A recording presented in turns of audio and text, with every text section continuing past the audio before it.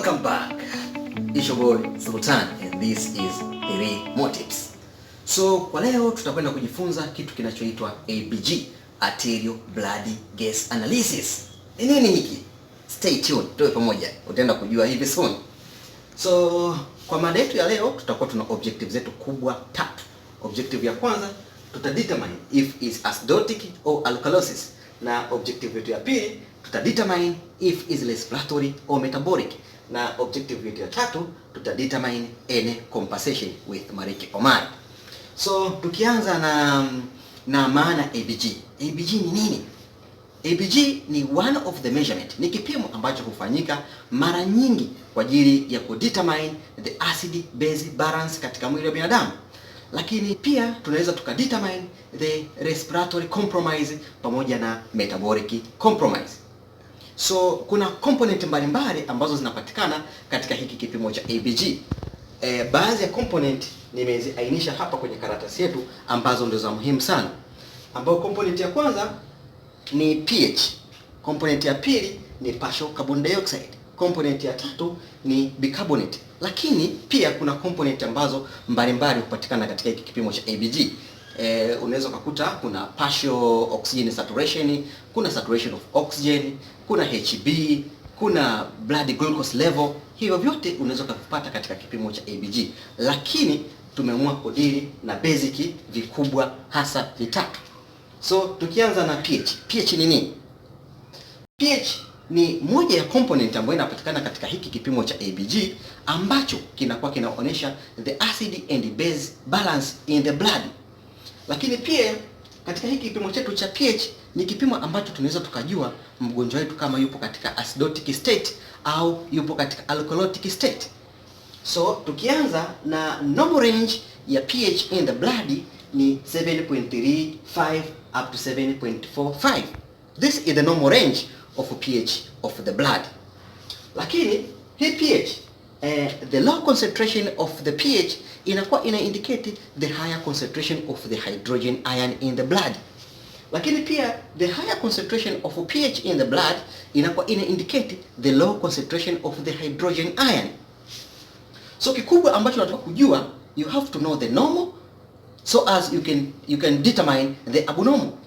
Tumesema normal range ni 7.35 up to 7.45. Kama pH yako utaikuta iko chini au ndogo ya 7.35, which means that your patient having acidotic. The patient is acidotic, an acid nyingi. Lakini pia ukikuta pH yako iko 7.45, inakuwa ina indicate that your patient is alkalotic. So tukienda katika component ya pili ambayo ni partial carbon dioxide, na hii pia ni moja ya component ambayo inapatikana katika hii kipimo chetu cha ABG. Lakini hii partial carbon dioxide inakuwa ina indicate respiratory compromise, respiratory component. Sawa eh? So na normal range ya partial carbon dioxide is 35 up to 45. So utajuaje kama mgonjwa wako ana respiratory acidosis au ana respiratory alkalosis? It's very simple, very easy. Hata usiogope. Cha kwanza utaangalia partial carbon dioxide. Kama partial carbon dioxide yako itakuwa iko greater, iko zaidi ya 45, which means that is acidotic. Kwa hiyo uta alternate kati ya partial carbon dioxide with the pH. Ukikuta iko greater than 45, which means this is acidotic. Na ukikuta partial carbon dioxide yako iko less than 35, which means is alkalotic. Lakini component yote ya tatu ni bicarbonate. So bicarbonate pia nayo ni moja ya component ambayo inapatikana katika hiki kipimo cha ABG ambayo inakuwa inawakilisha ni metabolic component. Na range yake it's very easy. Normal range is equal to 22 up to 26. Na ukikuta tu kwamba kwenye kipimo chako cha ABG hii metabolic iko chini ya 22, which means is acidotic, that your patient having the metabolic acidosis. Na ukikuta iko greater than 26, inamaanisha alkalosis, that your patient having the metabolic alkalosis. So katika mchoro wetu hapa chini tumejaribu kuonyesha kwa rahisi zaidi kwamba hii ni pH yetu, sawa? Lakini pia katika pH yetu kama itakuwa iko less iko less, hii nembo nimekuonesha ambayo ni less, iko less than 7.35, which means inawakilisha ni acidosis. Lakini pia pH yako ukikuta iko greater than 7.45 inakuwa inamaanisha alkalosis. Lakini pia katika component yetu nyingine ni kuna partial carbon dioxide. Tulisema partial carbon dioxide range yake ni 35 up to 45, which means ukikuta iko greater than 45 inakuwa inamaanisha ni respiratory acidosis. Lakini pia hii ni bicarbonate. Tulisema bicarbonate, range ya bicarbonate is equal to 22 up to 26.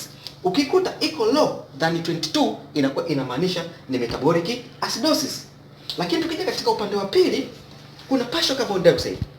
Partial carbon dioxide ukikuta iko less than 35, which means your patient having the respiratory alkalosis. Lakini pia hii bicarbonate yako ukikuta iko greater than 26 inakuwa inamaanisha ni metabolic alkalosis. So labda ni kuflash kidogo haraka uweze kujua uweze kupitia kidogo. Tulisema kwamba pH yetu normal range is equal to 7.35 up to 7.45, lakini partial carbon dioxide is equal to 35 up to 45 and bicarbonate is equal to 22 up to 26. So labda tujiandae kwa ajili ya kwenda kuona hii objective yetu ya tatu, kudetermine any compensation with Malik Omar. Asante sana. Yes guys, my name is Malik Omar and this is 3 more tips, and today we are discussing about ABG and you will be with me on compensation. Guys, before tumeona objectives zetu tatu, kwamba ya kwanza ni kujua kama mgonjwa uko kwenye acidosis state au alkalosis state. Namba 2 tukaona kwamba kujua kama mgonjwa katika respiratory au metabolic state. Na now ni compensation. Katika mwili wa binadamu kwamba unapotokea abnormal state yoyote, basi mwili kwanza una try kubalance the level. Hata kwenye maji yanapopungua, basi mwili unajitahidi kuretain maji ili mgonjwa aweze kuwa rehydrated. So kwenye acidosis na alkalosis state likewise, acid inapokuwa nyingi, basi mwili una try kuongeza kiwango kingi zaidi cha alkali ili kuweza kustabilize the situation. So tuna 3 types of compensation, ikiwa namba 1 ni fully compensated. So tuliziona components za ABG ambazo muhimu sana, tukasema leo ni pH, partial pressure of carbon dioxide na bicarbonate. So in full compensation pH yako inakuwa katika normal na other components inakuwa katika abnormal state. Then ukikutana kitu kama hichi au graph kama hii, unasema mgonjwa katika fully compensated. Now katika partial compensated nasema all components zinakuwa katika abnormal state. Kwa mfano utaona pH iko katika upande wa alkali na carbonate katika alkali, na partial pressure of carbon dioxide iko katika upande wa acid. Katika normal hatujaona component yoyote. So kutana findings za hivi, we say this is partial compensated. Na number 3, type 3 is uncompensated. On uncompensated tunasema pH yako itakuwa katika upande wa abnormal, then between these 2 components, either partial pressure of carbon dioxide or bicarbonate will be at the normal area. As you see here on my graph kwamba partial pressure of carbon dioxide katika normal value. So hapo tunasema mgonjwa wako yuko katika condition ambayo ni uncompensated. Let's go and see the practice problems. Hivi vitu sio vigumu sana, wala unahitaji kutumia akili nyingi sana. It's just simple. You just know the normal value, then other issues will go on smoothly kabisa. Tukaone mfano namba 1 au practice problem number 1. Suppose you have the components or you have the values just like how they appear here. pH you have 7.26, partial pressure of carbon dioxide 32 and bicarbonate is 18. So let's fill our graph. Tuanze na pH. pH ni 7.26. Tukumbuke zile normal range. Tunasema normal range of pH is 7.35 to 7.45. So if you have the 7.26, then you say hii pH yako itakuwa katika upande wa acidosis, just like how it appear here. You see? Tuende tukaone kwa partial pressure of carbon dioxide. Partial pressure of carbon dioxide ni 32, but remember the normal range is 35 to 45. So unapoona 32 unaona kabisa kwamba iko chini, so itakuwa katika upande gani? Ni upande wa alkalosis, then una feel hapo. Na unapoona bicarbonate tumepewa ni ngapi? 18. So 18 naona the normal range, ukikumbuka kwamba is 22 to 26. So with 18 now itakuwa katika upande wa acidosis. So twende tuka solve zile objectives zetu tatu. Number 1, to determine whether patient is at acidosis or alkalosis. Tunaangalia nini? Tunasema ni pH. pH iko upande wa acidosis. So mgonjwa wetu yuko katika acidosis state. Twende tukaone objective number 2, kujua kama ni respiratory or alkalosis. Tunaona upande wa pH tuna bicarbonate. So if you see the bicarbonate, then you say mgonjwa kwanza yuko katika metabolic ambao ndo abnormal, lakini ni what is metabolic state? It's acidosis. Kwa hiyo tunaona mgonjwa katika upande wa state ya metabolic acidosis. Na goal number 3, compensation. Tulisema kwamba unapoona components za ABG zote ziko katika upande wa abnormal state, you say this is partial compensated. So kulingana na mfano wetu huu unakuwa umejaza objectives zote namba 3. Now let's go and see the practice problem number 2. Suppose we have these findings here after doing ABG analysis. Then pH is 7.44, partial pressure for carbon dioxide is 30 and bicarbonate is 21. So let's go and fill our graph here.